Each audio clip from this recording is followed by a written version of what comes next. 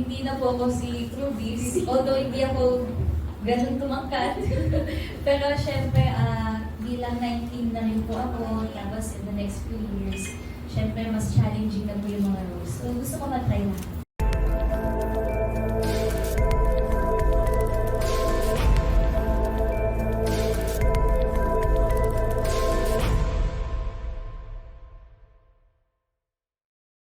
Ano yung mga ano pa mangyayari sa sa series na to, na dalawa na kasi yung series ay ano mo ngayon, di ba, may pang weekend ka tsaka may pang afternoon ka.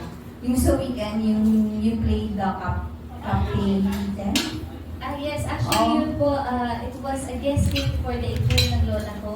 So, 1 month po yun inere, pero ngayon tapos na po siya. Pero, ang agad kamay din po kasi, hanggang Saturdays po siya. So, kumbaga parang weekends pa rin. Okay. Mga responsibility. Pero sa sa career mo, anong mas gusto mo? Kasi yung may nabasa kasi ako, na gusto mo yung mag-play ng superhero.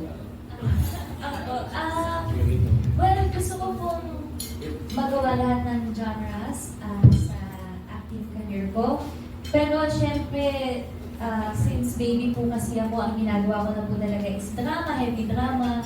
So, gusto ko pa po talaga na makapag-try pa po ng iba po mga genres, like action, or mga thriller, ganyan, or yung mga psychological dramas.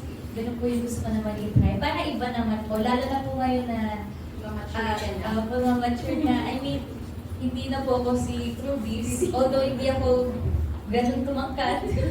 Pero syempre, bilang 19 na rin po ako, tapos in the next few years, syempre mas challenging na po yung mga roles. So gusto ko matry na.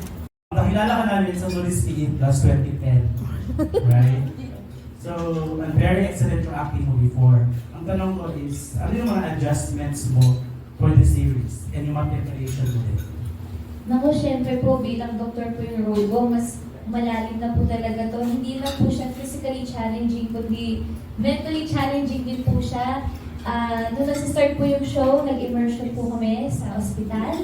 So, pinag-rounds po kami, ganyan. Kasama po yung mga doktor, nandun kami sa likod nila. And nanood din po ako ng brain surgery live. As in, nasa loob po ako ng operating room para mapanood po kung ano pong ginagawa ng mga neurosurgeons.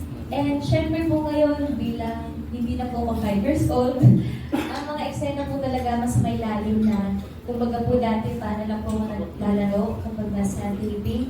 Pero ngayon po kasi, syempre, may bigat na po yung mga eksena. Kumbaga, iba na po talaga yung meaning niya. Hindi na po katulad dati na bibi po ko. Basta umiyak, okay lang, ngayon po talaga may pinanggagalingan.